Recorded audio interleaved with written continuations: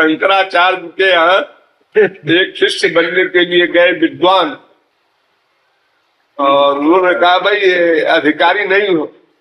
बोलने लगे कि माफ कीजिएगा, शास्त्रार्थ कर लीजिए।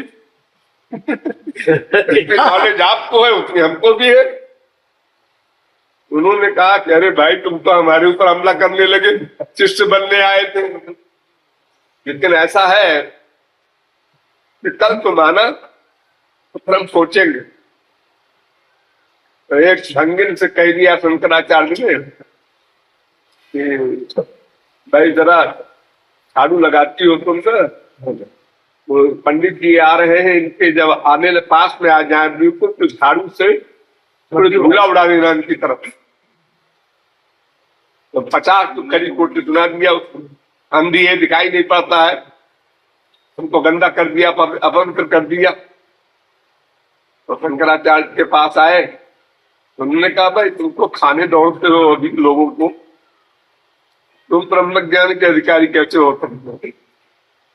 जाओ गोवर्धन परिक्रमा करो, भजन करो, श्री कृष्ण की भक्ति करो, अंतःकरण शुद्ध हो जाए तो मेरे पास आना। 1 साल गए वो दोबारा।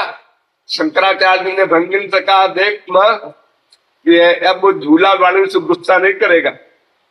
1 साल साधना कर लिया है, झाड़ू छुआ देना उसको पैर में, झाड़ू करते करते छुआ देना है। गलती से छू गया, छुआ दिया उसने झाड़ू। अब वो गंदा झाड़ू पैर में छू गया तो पंडित जी ने जो करके दांत पीस के और याद आ गया, चले आए शंकराचार्य के पास। ने कहा खाने तो नहीं दौड़ते गुर्राते हो अभी। जाओ, अभी अंतःकरण शुद्ध नहीं हुआ, अभी तुमको दयाभिमान है, मैं विद्वान हूं, ब्राह्मण हूं, ये सब बीमारी है तुम्हारे अंदर अभी। फिर यहाँ रोते गाते रहे, राधा कृष्ण से प्रार्थना करते रहे, हमको गुरु जी अपना ले, कृपा करो। अंतःकरण शुद्ध हो गया, डट के साधना किया। तुम्हारे तरह नहीं, जैसा मन में आया साधना किया, मन में आया तो चिंतन किया, बेटे बहू का मन में आया तो सप्तमियों का चिंतन किया, मन में आया तो किसी में दोष देख रहे हैं, मन में आया तो सो गए, ऐसे नहीं। वो 24 घंटे पहले धारावत विच्छिन्न यथा गंगाम भफोम भूदौ, जैसे गंगा जी का जल निरंतर समुद्र में गिरता है ऐसे। तो शंकराचार्य ने कहा भाई देखो, अब वो झाड़ू लगाने से गुस्सा नहीं करेगा, वो टोकरा जो है तमाम से भरा हुआ है वो सिर से डाल देना। तुमने कहा महाराज हम पिटाई कर देंगे हमारे वो पंडित जी। कहने बिल्कुल नहीं करेंगे, डरो मत।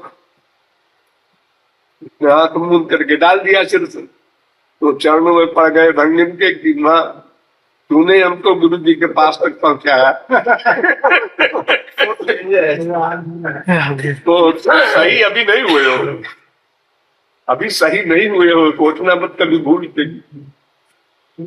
जब तक देहाभिमान है, अहंकार है, दूसरे की गाली को, अपमान को सहर्ष सहने की शक्ति न हो जाए, तब तक सही आदमी नहीं हो। सोचा करें हम बड़े सही है, ये सोचने तो हानिकारक है। तो जब तक ये सोच रहा है कि मैं सही हो गया हूं, तब तक वो सही नहीं होता। जितना आगे बढ़ोगे उतने सोचोगे मैं कभी सही नहीं होता। यही सही की पहचान है। जब शब्द की फीलिंग होती है, अभी इतना स्तर नीचे है, शब्द की फीलिंग, उसने कह दिया, इसने कह दिया, और तुरंत जवाब देना गुरु को भी, नहीं महाराज जी ऐसा नहीं है बात। अभी से गड़बड़ी ठीक करने का अभी तुमने प्रयत्न ही नहीं किया करना।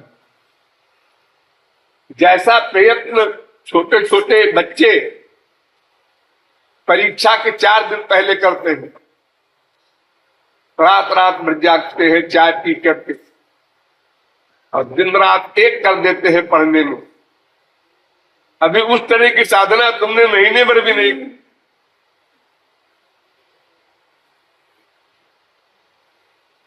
दुर्भावना दूसरे के प्रति करने की बीमारी पड़ी हुई है भयंकर, उसको मिटाते नहीं हो। ये खराब है, ये खराब है, ऐसा है, ये ऐसा है, ये ऐसा है, ये अहंकार वर्धक।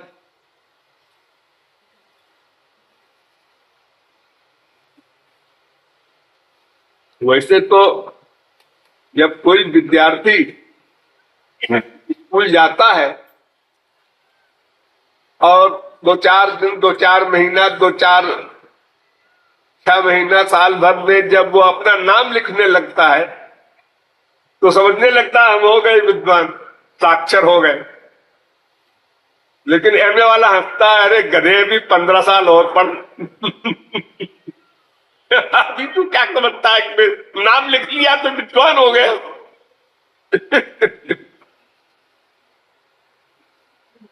कितने साधक हमारे देश में जो वास्तविक महापुरुष के शरणागत होकर नहीं कर रहे हैं साधना, वो थोड़ी सी उनको उन्नति हुई वहीं रुक गए।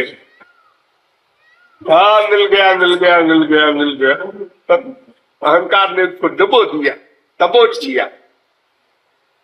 जरा सा आभास कभी हो गया आनंद का, लहर एक आ गई श्याम सुंदर की, तो उसी में इतना आनंद होता है कि वो बड़े कॉन्फिडेंस से ये रियलाइज करता है और लोगों से भी कहने लगता है उनको भगवत प्राप्ति हो गई।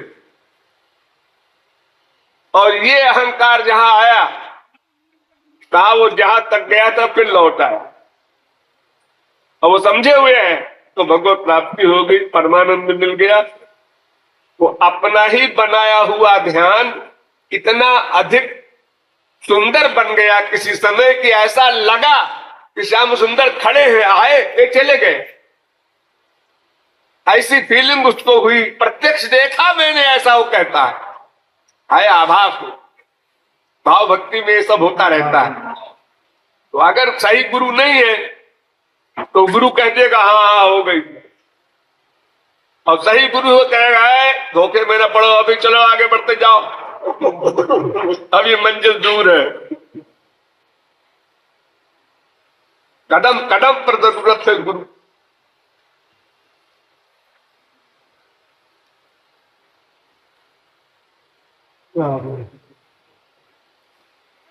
तो बड़ी समझ लो, एक तो सबसे धीमे चलता है अजगर, उस चाल से चल रहे हो तुम लोग। अभी तुम लोगों ने कभी सोचे ही नहीं कि कल हम मर सकते हैं, वरना रात भर आज न जाग सोते, जग जाते एकदम। तो जैसी स्पीड में कोई चलेगा उसी हिसाब से तो रास्ता तय होगा यहां से दिल्ली तक का। ठीक है कि दिल्ली की तरफ ही चल रहे हो, बस इतना संतोष है हमको भी कि रास्ता दिल्ली का ही पकड़े हो। एक दिन इसी रास्ते में चलते जाओगे तो पहुंचोगे। बाकी जिस तरह चलना चाहिए उस तरह नहीं चल रहे हो कोई भी, वरना वृंदावन में वास, घर गृहस्थी से कोई मतलब नहीं इस समय जितने बैठे हैं किसी का भी। पका पकाया खाना मिल गया, खा लिया, क्या काम है इनका? इनके मन को क्यों एक सेकंड को भी भगवान से अलग होने की परमिशन दी जाती? कीर्तन में भी गड़बड़ करें, कीर्तन के बाहर आए, वो जा रही है, वो जा रहा है, अरे सुनो जी, अजय राम दे जी, भाई ये क्या करते हो दिन भर? ये 2 पैसे की खोपड़ी, उससे निकल निकल करके जो शब्द निकलेंगे वो तुम्हारा अनर्थ ही तो करेंगे।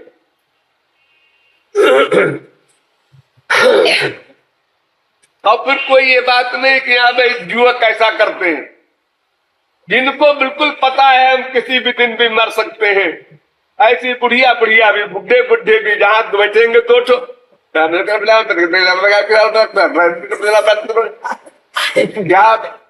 काबिलियत से लेक्चर दे रहे हो, इसके लिए तुम आए हो वृंदावन में। अरे तो कीर्तन नहीं हो रहा है तो उससे बड़ी साधना तुम करो। बैठ जाओ एक जगह एकांत में, आंसू बहाओ, बस कीर्तन हो तभी साधना है, वरना साधना नहीं है।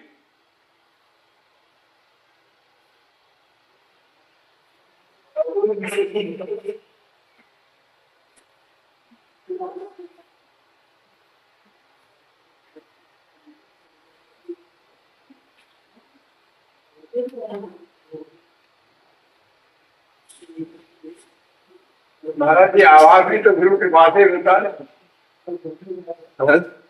आवाज अगर मिलता है तो उनसे गुरु के पास ही मिलता हूँ। आभास अगर कुछ होता है तो गुरु कृपा से ही तो होता है। श्याम सुंदर का आभास तो भगवत कृपा, गुरु कृपा से ही भगवान का एक नाम निकलता है। तो सब तो ठीक है, लेकिन उस कृपा का सदुपयोग करना, उस कृपा को रियलाइज करना, ये हमारा काम है। इससे वो साधना बढ़ती है। कृपा का मतलब ये नहीं होता कि भगवान या गुरु तुमको डायरेक्ट भगवत प्राप्ति करा देंगे। थोड़ी सी कृपा किया, अब तुम आगे बढ़ो। बच्चे का हाथ पकड़ करके का लिखवाता है टीचर, पहले बाद में कहता है अपने आप लिखो, तो अपने आप हम नहीं लिखेंगे, हमारा हाथ पकड़े रहो हमेशा, एक झापड़ लगाए को कैसे तू पढ़ेगा, हमेशा तेरा हाथ है पकड़ के हम लिखवाएंगे। 10 बार लिखवा दिया, अब 11वीं बार अपने आप लिख, गलत फलत जो बने लिख कर बता देंगे, ये गोल गोल बनाया कर। भगवत कृपा, गुरु कृपा को सदा मानना ही है, वो तो सिद्धांत है। वरना अनंत जन्मों का बिगड़ा हुआ ये मन भगवान का नाम ले ये पॉसिबल नहीं है। लेकिन भगवान की कृपा और गुरु कृपा को मान करके या पा करके अब इतना बड़ा संयोग जो मिला, मानव देह कि पहली भगवत कृपा, कबहू की कर करुणा नर देही देतईश, सबसे पहली। इसके बाद हमारा जन्म कहां हुआ, जिस घर के लोग नास्तिक नहीं थे। फिर हमको किसी व्यक्ति का संग मिला, तो चाहे संसारी रहा हो, जिसने भगवान के विषय में कुछ बताया, कुछ किताबें पढ़ने को दिया। उसके बाद ये संजोग लगते लगते लगते लगते हम पहुंचते पहुंचते कहीं सही जगह पहुंच गए। वहां तत्व ज्ञान भी हो गया। तत्व ज्ञान होने के बाद साधना हमने शुरू की। ये सर्वत्र भगवत कृपा, गुरु कृपा है। यही सर आवत अति कठिनाई, खाली कठिनाई नहीं, राम कृपा बिनु आई न जाई। ये मन जिससे योगी लोग हार गए, उस तुम्हारे मन को महापुरुषों को छोड़ो, क्या कर सकते हैं वो। मैंने इतना कर करा दिया है कि अगर बस में जा रहे हो और कोई बोले राधे, राधे बोला है, अरे राधे बोला, तगड़ा करके राधे बोला, इतना प्यार तुम्हारा उससे, ममता हो गई कि उसके बात किए बिना बेचैन हो रहे हो। कहाँ रहते हैं आप, क्या करते हैं?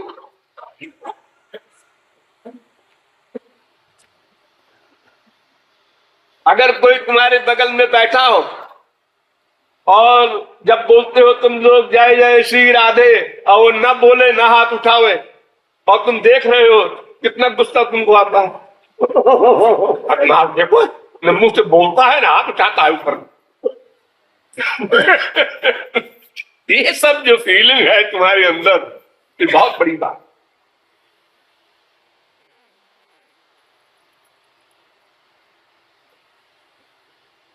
ये माइलस्टोन है अपने समझने के लिए।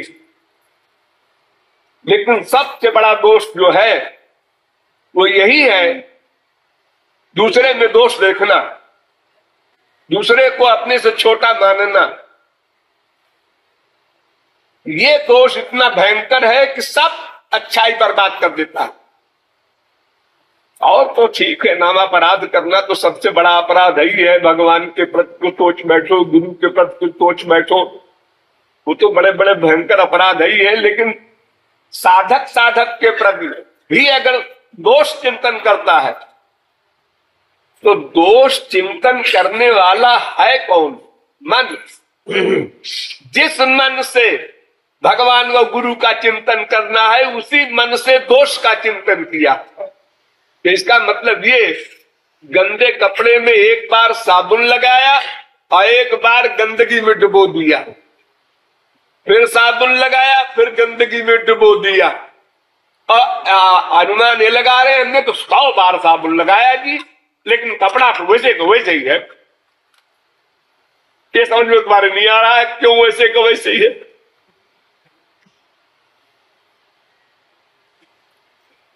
दूसरे में दोष देखना, लापरवाही करना, बहुत बात करना, सुनना, मन को स्वच्छंद छोड़ देना, मैं सब समझता हूं, ये अहंकार पैदा कर लेना, ये सब भयंकर दुश्मन है।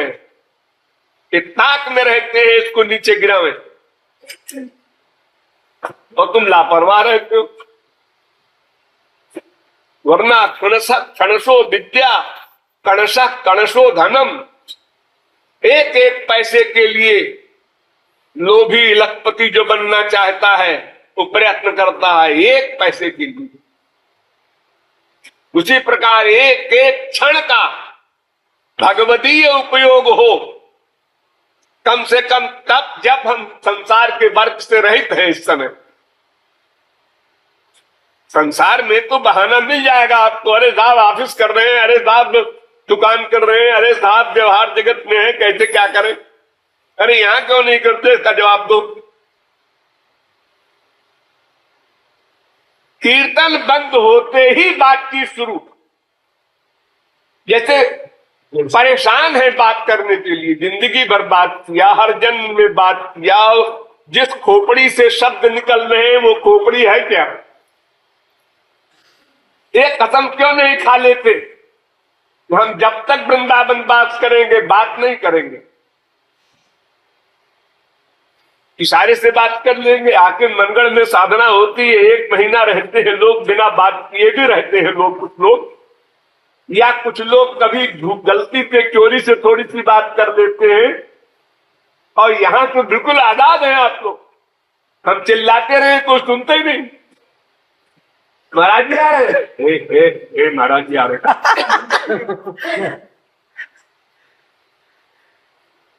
जब हरि गुरु को सदा सर्वत्र अपने साथ न मानेगा वो नास्तिक, कंप्लीट नास्तिक। चैलेंज के साथ शास्त्र कहता है अस्ति तेवोपलब्धस्य।